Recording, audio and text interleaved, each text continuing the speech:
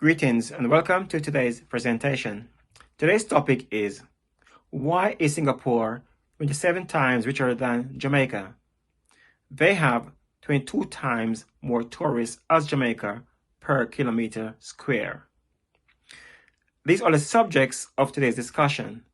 Number 1, Singapore versus Jamaica economies and tourism industries. Number 2, how 3 million Afro Americans could turn Jamaica into Singapore.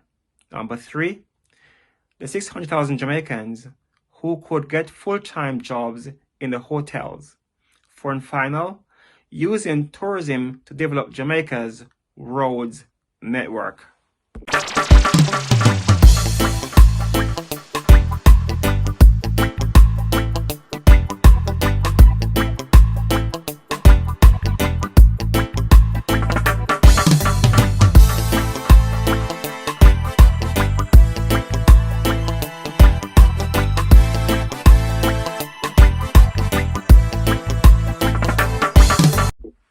Singapore GDP was $397 billion in 2021, making it 27 times larger than that of Jamaica.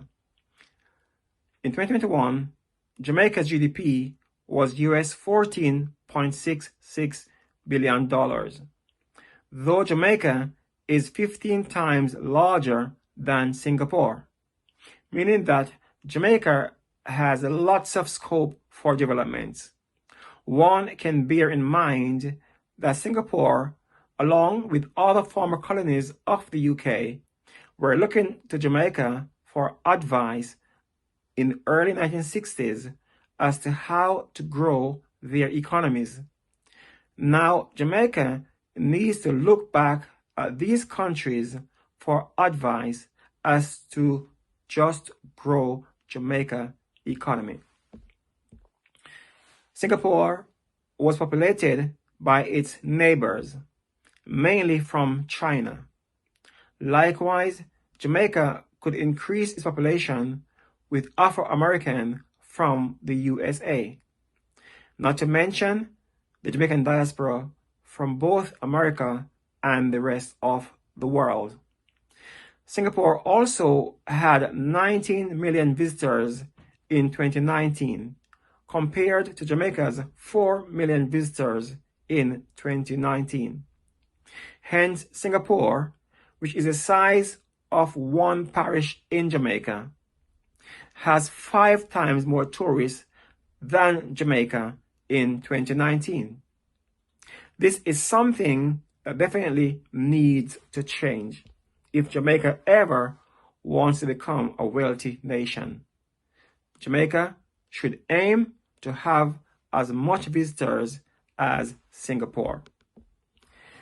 The US $25 billion ecotourism expansion program is all about utilizing Jamaica's human capital as it is now.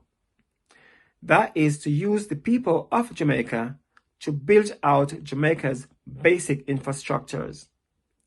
Now is not the time to have pipe dreams and the wild imaginations as to what Jamaica can and cannot achieve. God already put the skills and the talents in the hands of Jamaicans. This is how God usually works when he is about to do something great.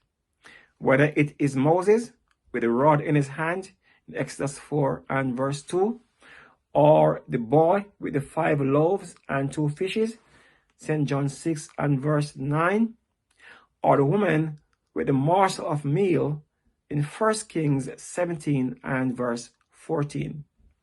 God had already put in their hands what their needs were. It just needed multiplication and or action. Likewise, the Lord is about to bless Jamaica in that same manner. Jamaica tourism industry needs to multiply twice, from 4 million to 16 million visitors. Imagine a small country like Singapore, which is smaller than the mean average parish in Jamaica, having 19 million visitors in 2019 to Jamaica's 4 million visitors. Jamaica has its unique culture, whether that be its food, its music, its churches, dances, or just having fun. The world loves the Jamaican culture. Hence, just invite more people from around the world to come and enjoy our culture. All Jamaica need to do to become wealthy is a massive expansion of its tourism industry. Once the above-mentioned 100 large all-inclusive hotels are built all across Jamaica, then at least 600,000 Jamaicans will be working in those hotels. It is the earnings from these hotels that will be used to build out Jamaica's road networks of both local roads and the National Highways program for the entire Jamaica. Not to mention the health centers and hospitals needed across the country. Jamaica's wealth lies in its people.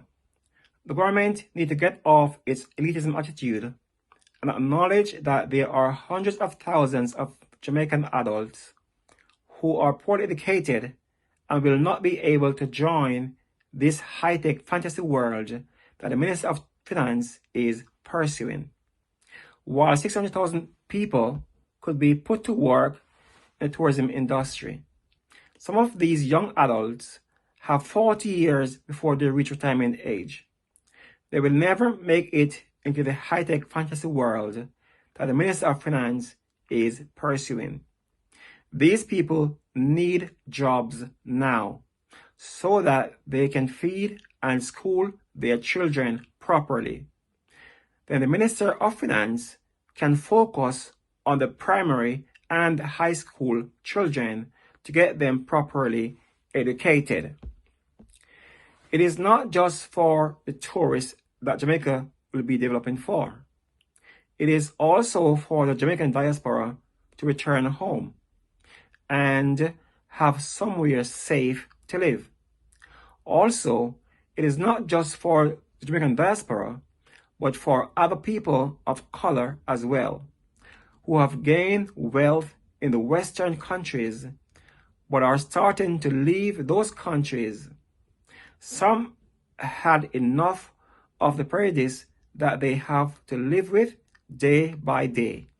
Hence, they want to move to a country with people that looks like them. Jamaica is next to a country with the wealthiest pool of black people in the whole world.